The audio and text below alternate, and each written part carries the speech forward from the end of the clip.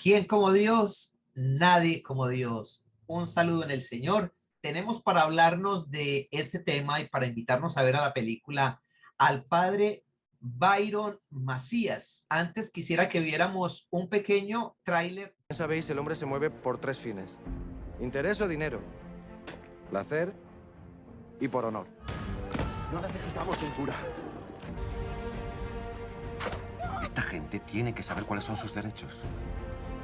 ¿Tiene algún problema, señor juez? Debería ser más cuidadoso. Dígame, general. ¿Puede distinguir las cenizas de uno o de otros? Pues así seremos todos ante Dios. La gente que quiere verlo muerto no se detendrá.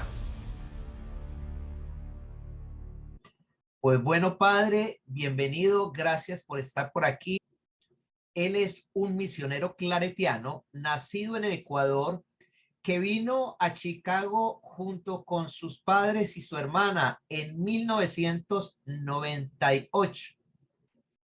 Él es bastante estudiado, tiene una licenciatura en comunicaciones de Loyola Chicago, una maestría en estudios teológicos de Meiran School of Theology, una maestría en liturgia de la Unión Teológica Católica, una maestría en comunicación de Loyola Chicago y antes de unirse a los claretianos, pues trabajó como reportero de un periódico en Illinois y como director del Ministerio Hispano en Kentucky.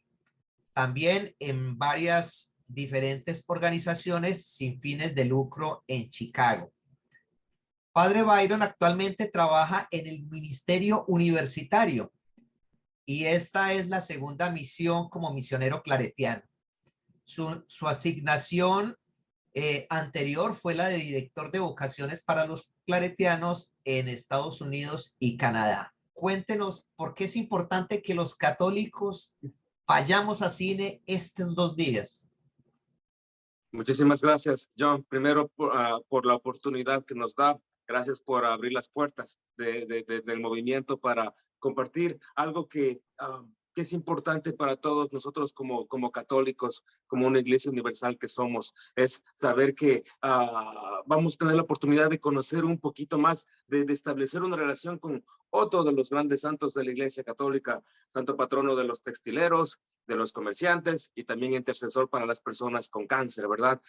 Y misionero, hijo del corazón de María, que impulsado por el amor de Dios, que impulsado por el amor y las conexiones tan místicas que tenía con nuestra Madre del Cielo, se animó a seguir su corazón y a compartir la palabra de Dios por todos los medios posibles, siendo un misionero, un sacerdote misionero. Y la vida de él, conocerlo no es como generalmente como la vida de los santos que todo pasa volado, o sea, todo pasa bonito, ¿verdad? Pareciera que uno flotara por la vida, sino que no sé si les ha pasado a las personas que se acercan y quieren hacer más las cosas de Dios. Es como que a veces peor nos va, ¿verdad? Es como que las pruebas vienen más, como que los golpes a veces vienen más y el rechazo también viene. Y justamente este hombre, San Antonio Claret, eso es lo que pasó, ¿no? Como vieron en el tráiler, o sea, el tráiler empieza con disparos, ¿no? A gente que corriéndole del pueblo y tantas cosas que vamos a seguir conversando sobre él. Pero lo importante es saber el mensaje de la película. Lo importante es saber que y conociendo un poco más de la vida de otro santo en nuestra vida, podemos nosotros reforzar, ahondar nuestra fe. Es saber, darnos cuenta que para ser santos uno tiene que aferrarse a Dios, uno tiene que aferrarse a la Virgencita, y aunque venga la cosa complicada, hay algo más grande que cualquier complicación y problema. Y esa es la promesa de Dios para todos nosotros. Y yo creo que eso se ve ejemplificado en la vida de San Antonio Claret. Así que a mis amigos, amigas, hermanas y hermanos que nos están viendo, les ruego que este 22 de agosto en inglés y 23 de agosto en español, en cines en todos los Estados Unidos, va a estar la película Esclavos y Reyes, la vida de San Antonio Claret. Como estábamos conversando en interno con John, hay muchos motivos para animarles a ver esta película. Primero, ahondarnos en nuestra fe. Segundo, apoyar el cine católico también como tal, como arte, ¿no? A veces vamos a ver a los Minions, vamos a ver para acá los Transformers y todo, ¿verdad? Y pues en algo que nos edifica, que nos nutre, ¿no? Algo que les garantizo que cuando lo vean van ustedes a encontrar muchas cosas en común y al mismo tiempo ojalá eso fortalezca, ¿no? Su esperanza. Entonces, una vez más, les ruego que se den ese gustito de poner una chispita más en su fe, una chispita más de afirmación, haciendo un tiempo, 2 horas, este 23 de agosto, viendo la película de San Antonio Claret. Sí, padre. Y es que allí en los trailers, Antonio María dice, el hombre se mueve por 3 fines, ingreso, dinero, placer y honor. O sea, un apego desordenado al tener el placer y el poder. ¿Qué nos quiere decir usted, padre, con este mensaje que nos da el padre Claver en esta película? Claro, San Antonio Claret desde muy chiquito, él cuando tenía 5 años tuvo una pesadilla o un sueño que veía a gente cayendo de un precipicio al infierno, ¿verdad? Entonces, desde pequeñito él quería hacer algo, quería evitar que las personas caigan en el infierno. Pero después creció, él trabajaba en las textiles, ¿verdad? Ahí en un pueblito que se llama Vic, y luego en Sallent, y luego Vic, y luego se mudó a Barcelona porque era bueno en crear telas, en diseñar telas, en textiles, ¿verdad? Entonces, poco a poco, él le llegó fama, le llegó, pues, buenos sueldos, le llegó un mejor estilo de vida. Y en ese momento, cuando está, como decir, en la punta, en la cúspide de su vida profesional, se acuerda de ese sueño y dice, y recuerda el Evangelio de Mateo, ¿no? ¿De qué le sirve al hombre tener el mundo cuando no puede salvar su alma, ¿no? Y ahí es cuando empieza a San Antonio Claret a darse cuenta de que hay cosas en la vida que son esenciales, que dan vida y que dan sentido a nuestro vivir. Y a veces esas cosas que dan sentido a la vida nuestra no son necesariamente ni el dinero, ni la fama, ni cierto tipo de placeres, ¿verdad? Sino que es algo más íntimo. Entonces, en este momento, cuando San Antonio Claret era básicamente un adolescente, ahí es cuando se da cuenta que dice, pues, ¿de qué me sirve todo esto, no? Si hay algo que es más profundo en la vida de uno. Y ahí es que dice, pues no, escribe, hay un libro que cuando él fundó la Congregación de los Claretianos, fue bajo obediencia, tuvo que escribir su autobiografía, ¿verdad? Y ahí es que escribe todas estas cosas, todas estas situaciones en las cuales él tenía que reflexionar sobre la vida. Y escribe justamente esta línea, ¿verdad? Que a estas 3 cosas que parece que mueven al mundo, no, de verdad no la mueven. Que hay algo más profundo que mueve al mundo. Yo creo que es la dignidad. Creo que es el saber que somos hijos e hijas de Dios y saber que lo que da sentido a nuestra vida no necesariamente es algo que puede ser que sea artificial. Decía también en este pedacito que pusimos ahí, esta gente tiene que saber cuáles son sus derechos.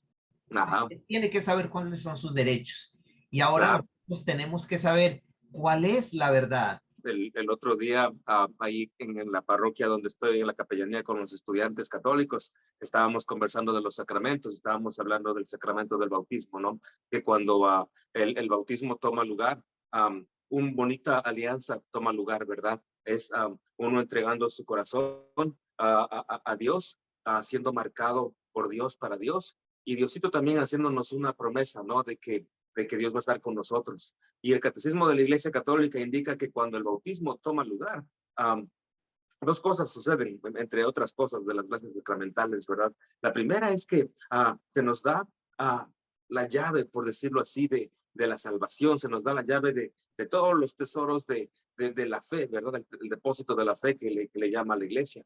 Pero al mismo tiempo, también tenemos la invitación, el deber de participar en la misión de la iglesia. Y eso lo dice el catecismo claramente, ¿no? De participar en la misión de la iglesia, no solamente convertirnos en un espectadores, sino que también ser misioneros desde nuestro lado.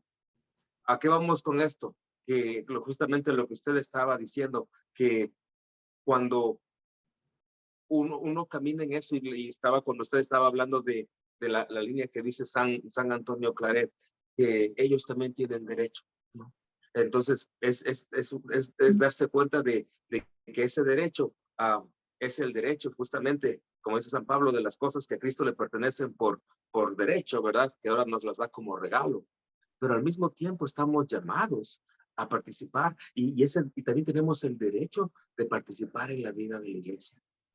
Y eso significa una conversión. Y una vez más, las conversiones tienen distintos niveles, pero una conversión en la cual uno invita a Dios a la vida de uno, una conversión en la cual uno se da cuenta que acercarse a Dios a veces no nos hace, inmunes al dolor o inmunes a los problemas, ¿verdad? Jesucristo dice, ¿verdad? Dice, pues los pobres siempre lo van a tener con usted.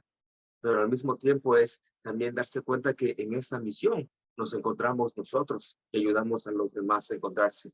San Antonio Claret, lo último que tenía en su mente era que iba a estar metido en tantos líos, siendo misionero de Dios. Lo último que pensaba, él quería hablar, él le gustaba hacer misiones. Él caminaba a los pueblitos, juntaba a la gente, predicaba, les daba el sacramento de la reconciliación, la confesión, y pues se movía al siguiente pueblito, ¿verdad? Tanto que a donde iba, pues la gente le escuchaba y la gente recobraba esa conexión con Dios, esa conexión bautismal, que tal vez los problemas, la guerra, los vicios, obscurecía y no dejaba que se vea, ¿verdad?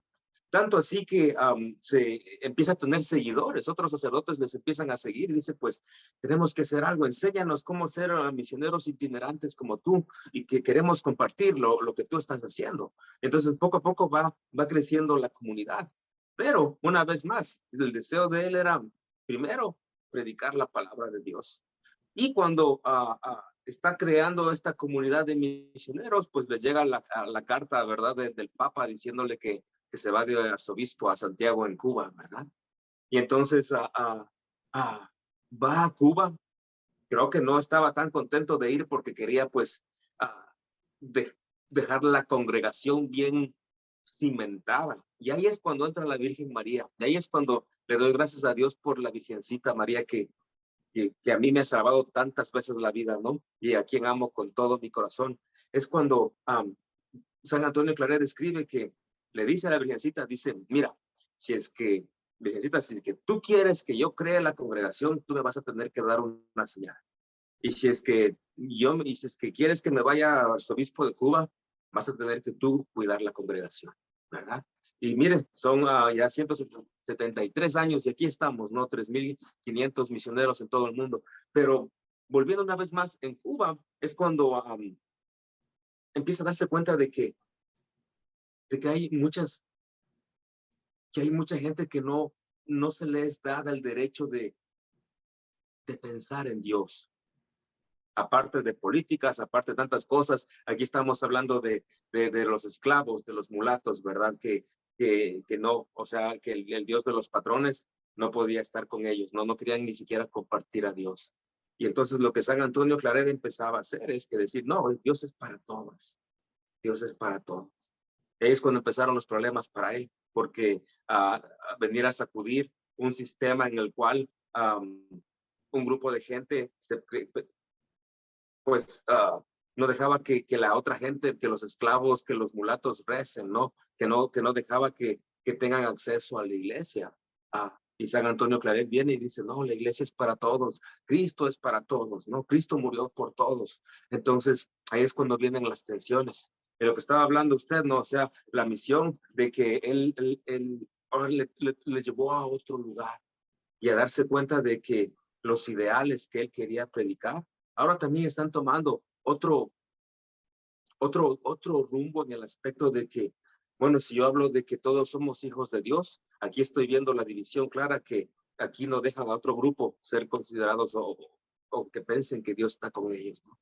Entonces él va a eso. Y cuando va a eso, es cuando empiezan sus problemas en Cuba, ¿no? Empieza él a a buscar a los esclavos, a predicarles, porque a él le encantaba predicar, le encantaba, cuenta, catequizar es la palabra. Yo no sé, yo soy de Ecuador y cuando me acuerdo que teníamos el catecismo y en mis días el catecismo era los sábados y los domingos, de 7 de la mañana a 12 del día. Dios mío, estaba más, eran, Dios mío, 5 horas de catecismo. Pero lo que nos encantaba hacer es que al final del año escolar nos llevaban de paseo. Entonces nos llevaban de paseo y tenía que uno llevar en una fundita plástica un refresco, un sándwich, un huevo cocinado y o lo que podía mandar la familia y todos íbamos. Y nada más, imagínense, niñitos felices nos llevaban a caminar y luego en un campo grande donde había un césped, un potrero, nos sentaban a todos en círculo y venía el padre y la hermana. Era como decir el regalo. Ellos venían y nos hablaban de Dios, nos hablaban. Nunca me olvidar que este padre, un padre jesuita, dijo, la primera vez que escuché eso, dijo, Dios es amor. Dios es amor. Yo nunca había pensado en eso. Nunca había pensado nada más en Dios en los domingos que estaba ahí en el tabernáculo, pero nunca había pensado en algo más profundo. Entonces eso es lo que hacía San Antonio Claret. Iba a ellos cuando estaban trabajando en las azucareras, ahí en las tabaqueras, ahí en Cuba, les iba y tal vez decía algo así, ¿no? Dios es amor, Dios murió por ustedes, felices los que sufren ahora porque serán confortados. Un mensaje de esperanza, pero ese mensaje tuvo un precio que pagar, como usted estaba mencionando, San Antonio Claret, y no significa que no dejaba de predicar para los ricos también o para los del status quo. Él era más como inclusivo para todos, ¿no? Pero mucha gente no quería, lo querían solo para nuestro lado. Y como pues San Antonio Claret no aceptó eso, pues hubo represalias, ¿verdad? Hay una escena que sale en la película que es muy fuerte. Yo siempre, cuando leí la autobiografía de San Antonio Claret y cómo él narraba el hecho de cuando le quisieron cortar la yugular, ¿verdad? O sea, el cuchillo le venía aquí a la garganta y cómo ese día justo él, y él dice, no, pues la virgencita, dice, me mandó un resfrío, dice, entonces como estaba medio resfriado y con alergias, pues él iba con un pañuelo así de vez en cuando, pues para sonarse la nariz o limpiarse. Y entonces por estar con eso, la persona que viene a clavar el cuchillo, pues él como tenía la mano por el cuello, le frena eso, ¿no? Le incendiaron el palacio arzobispal, mataron a los esclavos que él les estaba catequizando, le hicieron, imagínense qué pesado que es cuando le dañan la reputación de alguien, ¿no? Cuando le empiezan a levantar muchas calumnias, cuando le empiezan a decir de todo. Y hay unas, incluso hasta ahora, si ustedes buscan los archivos y todo, hay muchas caricaturas que hicieron de él burlándose, ¿no? Entonces, en ese aspecto, el precio que él pagó para que las personas tengan un acceso al reino de Dios fue muy grande, fue muy grande. Todo un héroe de la vida real, no un héroe de la ficción allá de Marvel hecho en la mente de una persona, sino algo real. 7 intentos de asesinato, Claro. se salva prodigiosamente en el momento en que se desploma el sitio donde lo estaban cuidando cuando era pequeño, sufre Claro. un naufragio. Bueno, es realmente una vida bastante, o sea, es toda una película, pues, o sea, donde hubieran puesto todo, Claro. realmente no, esto daría para una serie Claro. como de esas famosas. Y él, en su autobiografía, él atribuye muchos de estos milagros de los cuales se salvó a la Virgencita María. Él atribuye mucho desde cuando se desplomó la casa, dijo, pues fue la Virgencita que me salvó. Cuando era adolescente se fue a bañar ahí en el mar en Barcelona y pues empezó a ahogarse y él sintió que una mano lo alzó para arriba, para el aire, ¿verdad? Que pudo ver dónde estaba la orilla y dijo, pues dice, él sabe decir mi madre, mi reina, mi todo, ¿verdad? después de Cristo, ¿no? Entonces dice la Virgencita, cuando en el naufragio, cuando estaba yendo para las Islas Canarias, ¿verdad? Que el barco se hunde y pues siente cómo la Virgencita le salvó. Cuando estaba yendo para Cuba, él no fue en primera clase, él estaba yendo en tercera clase y pues la gente empezó, ve que en los barcos antes, estamos hablando hace casi 180 años atrás, pues o sea, ir hasta ahora, imagínense, si alguien se va en un crucero, luego todos regresamos con COVID, ¿verdad? Ahora imagínense, ahora imagínense en esos tiempos con qué sé yo, la plaga, la malaria, las gripes, tantas cosas, ¿verdad? Que pasaban, ¿no? Y él veía cómo incluso hasta un par de misioneros claretianos, ¿no? Murieron con la plaga, pero como la Virgencita pensó que tenía que él seguir para continuar una misión. Entonces se salvó de muchos enemigos después de ser arzobispo de Roma, de Cuba, ¿no? En Santiago de Cuba. Hay un detallito bien interesante. Cuando estuvo en Cuba, empezó a ayudar a los que trabajaban en los campos les empezó a enseñar cómo las técnicas que ellos usaban en Europa, en España, para producir mejor, ¿no? Y San Antonio Claret fue el que fundó lo que ahora se llaman le dicen en inglés Credit Union, como cooperativa de ahorros, ¿verdad? Cooperativas de ahorros para que las personas, especialmente los esclavos, tengan un lugar en donde guardar su dinerito, ¿no?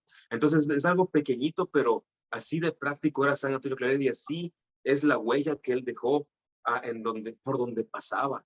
Por eso alguien lo describió, dice que San Antonio Claret es un santo que arrasa por donde pasa con el fuego del amor de Dios, ¿no? Y luego de eso, pues, estaba de arzobispo de Cuba y sus mismos enemigos lo sacan. Y como San Antonio Claret quería, o sea, estaba en su sangre ser misionero, pues sus enemigos pues mueven influencias y todo y lo mandan dice, pues para que esté encerrado en el palacio real, siendo confesor de la reina Isabel II, ¿verdad? Y es lo que también San Antonio Claret, y lo van a ver en la película, es algo con lo cual él luchó mucho, sufrió mucho porque su vida era predicar, su vida era salir, y aquí pues nada más solo tenía que escuchar una confesión, ¿no?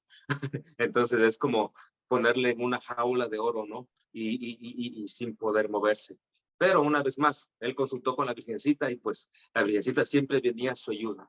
Y desde ahí empezó que su sueldo que ganaba, pues imprimía cosas, escribía panfletitos y libritos para la gente. Empezó a hacer reformas en el seminario para que los sacerdotes sean más estudiados y que aprendan a predicar mejor, porque si no luego van a predicar como yo, que hablo como, ya ve cómo hablo como lora. ¿No? Entonces, él siempre hacía, pues, de cualquier circunstancia, trataba de ver cómo buscar el lado evangelizador, cómo buscar el lado de divino de todo esto, ¿no? Entonces, una vez más, nosotros en la vida, ustedes y yo, personas, hermanas y hermanos que nos están viendo, acompañando, nosotros sabemos lo que es tener miedo, sabemos lo que es sufrir, sabemos lo que es a veces ser derrotados, a veces el tener enemigos cuando alguien nos levanta un falso, cuando tenemos miedo a lo que vendrá, cuando no sabemos cómo vamos a pagar los biles, cuando incluso en medio de los grupos de iglesia a veces hay tensiones y divisiones. Nosotros sabemos eso. San Antonio Claret también lo supo. Y tal vez, yo estoy más que seguro que tal vez ustedes viendo la película van a poder de una u otra manera no solamente identificarse, sino que fortalecer esa esperanza de saber que, como les dije hace un momento, hay algo más grande que las adversidades. Y es la promesa bautismal que Dios hizo a ustedes. Muy bien, sí, como comentaba usted, fue nombrado confesor de la reina Isabel II y obispo de Cuba. Ajá.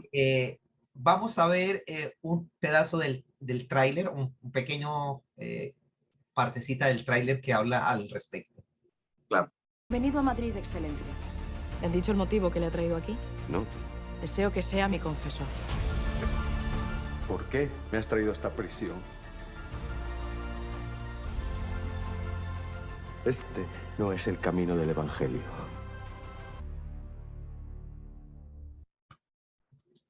Claro. Y yo digo, si pudiéramos hacer una película de cada uno de ustedes, de los misioneros, de las personas que están en lazos de amor mariano, porque cada uno de ustedes está fraguando su propia santidad. El ser santo no significa tener una vida perfecta. El ser santo significa invitar a Dios a nuestras imperfecciones para que Diosito poco a poco las vaya, como es, parchando, poniendo parchecitos de amor que curan, que dan ánimo, que dan energía, que dan sentido en el vivir.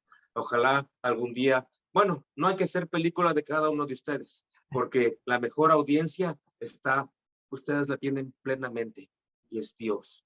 Es Dios quien quiere, valora, respeta, llena su vida, si ustedes le dejan nada más, ¿no?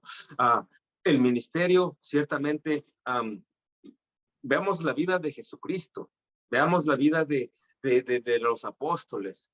Tu vida, la vida de Jesucristo empezó desde el principio, cuando antes de nacer ya tenía problemas, ¿verdad? No tenía dónde nacer, no había lugar en Belén para él, ¿no?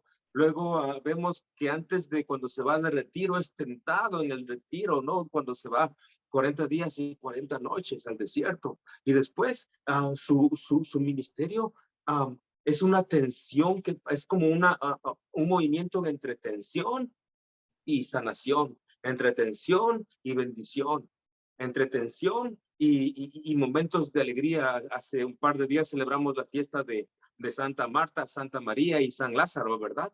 Entonces, ¿cómo eran estos tres hermanos eran tan importantes en la vida de Jesús, donde Jesús iba a descansar, donde iba tal vez a comer algo que le gustaba ahí con sus amigos y todo, ¿no? Entonces, el ministerio, les puedo garantizar una cosa, no va a ser todo miel sobre hojuelas.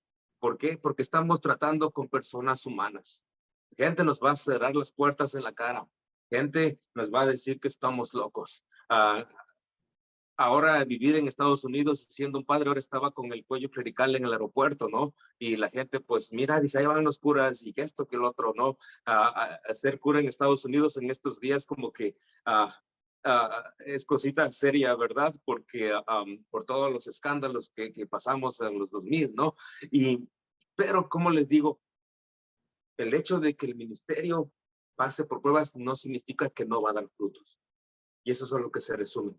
Nada más miren la vida de Jesús, el derramamiento de su sangre dio vida a esta iglesia en la cual ustedes y yo estamos aquí, que es más fuerte y que brilla más linda que nunca, y que en su generosidad por el poder del Espíritu Santo surgió el movimiento de ustedes. Un 16 de julio, ¿qué año? 1990. 1999. 99, imagínense, antes del nuevo milenio. ¿Se acuerda que todo el mundo estaba pensando en el Y2K, que se iba a acabar el mundo y que todos guarden las latas de comida y que todo se iba a resetear y aquí andamos? ¿No? Entonces, gracias a ese ministerio que empezó hace 2000 años con Cristo, ustedes están aquí. Y Diosito les ha llamado a ustedes para que compartan en su misión, en su movimiento. Siempre va a haber días duros, los va a ver. Si no, no fuera vida, si no, no fuera real, y también fuera aburrido. Imagínense si todo fuera perfecto, ya no habría nada de qué. Yo pienso que si todo fuera perfecto, ni siquiera nos surgiría la gana de rezar, porque ya lo tuviéramos todo. Nos creyéramos, como usted está hablando de los superhéroes, ¿no? Nos creyéramos superhéroes e invencibles, que no necesitamos de nada. Pero es justamente en el trajín diario, en lo cotidiano, especialmente cuando vienen las tensiones, que sabemos que podemos recurrir a alguien que es más fuerte, al dueño del ministerio, al que creó al ministerio, Jesucristo, quien dice, ¿no? Venga, el que me siga va a tener el 100 por 1, ¿no? Y el quien recompensa amorosamente lo que hagamos por él, porque Jesucristo nunca hizo nada para él. Todo lo que hizo es por nosotros. Todo lo que hizo es para hacernos dar cuenta, como dice Papa Benedicto, que no somos accidentes de la naturaleza. sino que somos gente, seres humanos queridos, amados, respetados y necesitados por Dios desde antes de nuestro nacimiento. Dice Papa Francisco que no venimos al mundo a tomar un lugar o a calentar una silla, sino que venimos a ser protagonistas, y el ser protagonistas significa a ponerle vida a nuestra vida. Y tal vez su misión, tal vez cuando ustedes vayan a hacer su ministerio, tal vez ese día que ustedes hagan el ministerio, cuando más se les probó, tal vez ese fue el día que más impacto hicieron. Que tal vez ese día que salvaron la vida de alguien, que tal vez ese día le cambiaron la vida a alguien, capaz que ese día le curaron a alguien de su mente, de su corazón, incluso de su cuerpo. El ministerio, una vez más, cada vez que vengan problemas, a mí también me vienen, siempre vienen problemas. Y ahí es cuando pongo las cosas en perspectiva. Y hay una linda citación que dice San Oscar Romero, que dice, cuando él también se veía así que ya no sabía para dónde ir, le dice a Dios, dice, Señor, dice, yo no puedo, tú debes hacer algo, enséñame el camino. Señor, yo no puedo, tú debes hacer algo, enséñame el camino. Y Dios actúa. Entonces, y eso es lo que también vemos en la vida de San Antonio Claret, es que hubo muchos obstáculos, hubo muchas pruebas, hubo mucho dolor. En la película lo van a ver llorando más de una vez, ¿no? Porque somos seres humanos. Y hay gente que también es, como dicen en México, media canija, ¿verdad? Que también le va a poner le va a poner contra la esquina, ¿verdad? Para dejarle ahí. Pero una vez más, recuerden la verdad. Jesús es la verdad y la verdad nos hace libres. Y la verdad es que el ministerio, el dueño del ministerio es Cristo. Y nosotros somos como albañiles y Él es el arquitecto, ¿verdad? Y todo va a estar bien. Y el ministerio, así lo hagamos lo mínimo, así sentamos que, ay, es que no sé, ya mi esposo cada rato ya se me regaña cuando salgo al ministerio porque dice, ¿qué andas? No te quedas aquí, que esto, que el otro, ¿no? Pero tal vez esos minutitos, ese esfuercito que haga, va a dar fruto, se los garantizo. Y segundo, tal vez ese momentito de ministerio puede ser el que cambie la vida de alguien. Sí, Antonio María Claret, un derrotado ante los ojos del mundo, pero un rico ante los ojos de Dios. Amén.